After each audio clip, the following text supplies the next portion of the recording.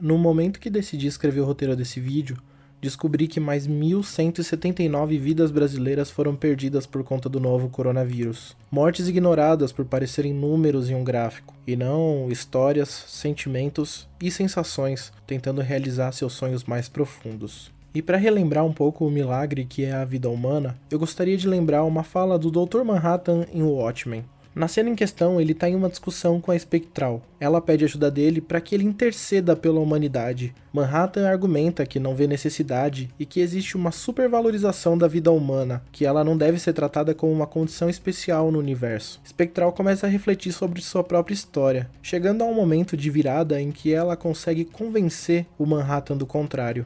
Minha vida inteira é uma piada, enorme, idiota e sem sentido. Que merda. Eu não acho sua vida sem sentido. É óbvio que você vai dizer isso porque discorda de qualquer coisa que esse idiota aqui acredita. E não acha? Não. Mas você disse o tempo todo que a vida não tem sentido, então como? Eu mudei de ideia. Mas por quê? Milagres termodinâmicos. Eventos que de tão improváveis são na prática impossíveis, como o oxigênio virar espontaneamente ouro. Eu anseio por observar algo assim.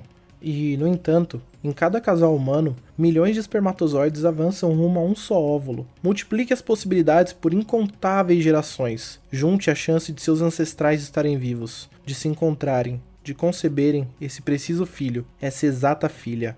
E até mesmo sua mãe amar um homem que reunia todas as razões para ela odiar, e dessa união, das milhões de crianças competindo pela fertilização, foi você, apenas você, que emergiu, extraindo forma específica desse caos de improbabilidades, como o ar se transformando em ouro. Isso é o pináculo do improvável, o milagre termodinâmico. Mas se meu nascimento, se isso for um milagre termodinâmico, você pode dizer o mesmo de qualquer pessoa do mundo. Sim, qualquer pessoa no mundo. Mas o mundo é tão cheio de pessoas, tão repleto desses milagres, que eles se tornam um lugar comum, e nós os esquecemos. Eu esqueci. Nós contemplamos continuamente o mundo e ele se torna opaco às nossas percepções. No entanto, encarado de um novo ponto de vista, ele ainda pode ser impressionante. Vamos, enxugue as lágrimas, porque você é vida, mais rara do que um quark e mais imprevisível do que qualquer sonho de Heisenberg. A argila, na qual as forças que moldam a existência deixam suas impressões digitais mais claras.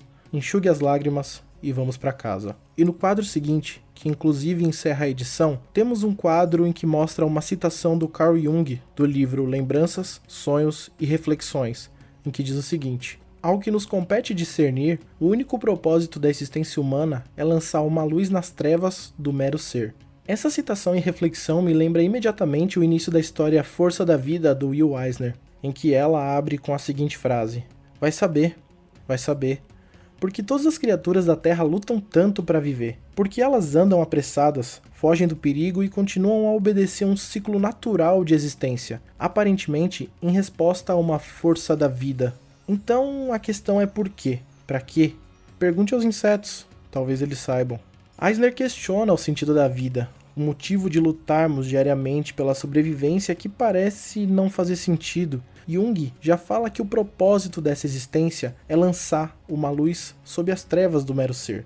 Eisner inicia a história com essa frase, para contradizer ela na verdade, inclusive por quase todas as suas histórias. Ele não demonstra estar preocupado com essa questão. No prefácio da mesma história que tirei a citação, chamado O Propósito de Viver, o Eisner diz: não sou um moralista, mas um observador da vida que nos rodeia. Não trago soluções para questões sociais. Eu apenas vejo a mim mesmo como um escritor honesto. O que pretendo dizer com isso é que tento escrever sobre aquilo que sei. E o Eisner não julga as pessoas à sua volta, nem pretende justificar suas existências com atos. Ele relata de forma honesta o que encontra, e em suas páginas encontramos histórias verdadeiras de pessoas.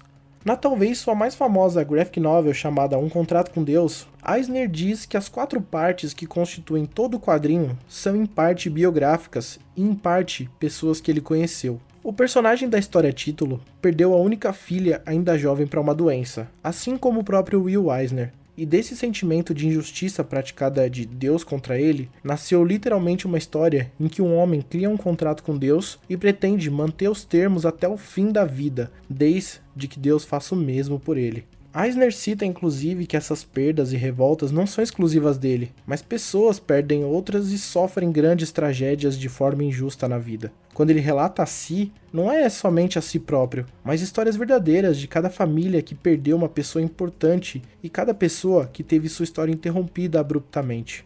A história que segue é sobre os cantores de beco. A história se passa durante os anos 30 nos Estados Unidos, logo após a crise de 29, em que o país sofreu uma profunda crise econômica, fazendo assim boa parte da população perder acesso a diversos bens de consumo, inclusive shows e esse tipo de atividade cultural. Portanto, Eisner relata que existiam homens que cantavam em becos, pois além de uma ótima acústica que os becos criavam, as pessoas jogavam moedas para eles. Nesse momento, Eisner relata também a história de uma mulher mais velha, que se apaixona exatamente pelo cantor de becos. O autor novamente volta a dar atenção para as histórias individuais, quando ela conta que parou de cantar porque seu falecido marido tinha impedido ela, e além disso ele era muito violento. A mulher oferece dinheiro para o cantor e diz que vai conseguir contratos para ele, e depois desse mesmo homem que ela acabou de encontrar ter ido embora, ele demonstra ser muito parecido com o marido dela. Um homem violento com sua esposa e filho que ele deixou em casa para cantar em becos e ficar com outras mulheres em troca de dinheiro.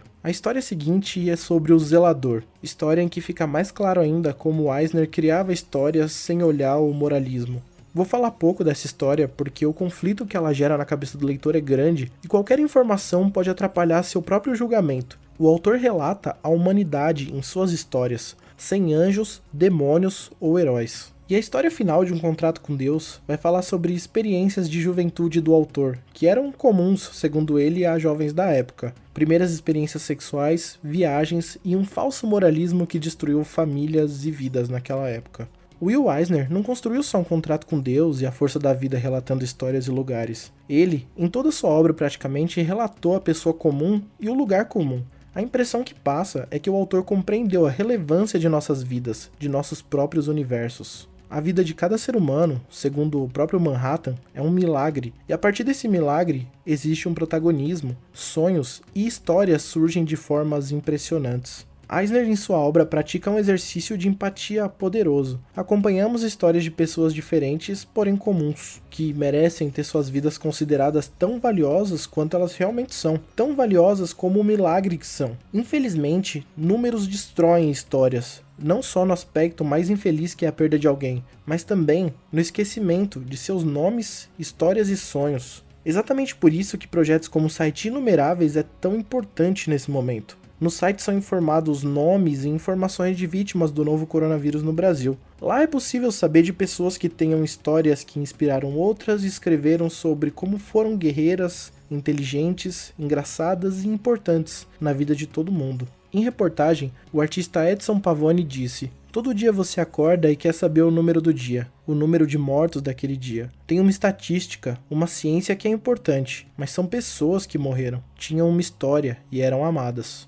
E quem puder, confere o site na descrição. É importante não só ler quadrinhos, mas ler o mundo e as pessoas que estão e estiveram entre todos nós. E para encerrar esse vídeo, eu queria ler uma citação do John Donne, que abre uma edição de 1978 do livro Por Quem os Sinos Dobram, do Ernest Hemingway. Então eu peço que vocês acompanhem comigo esse belo texto na tela.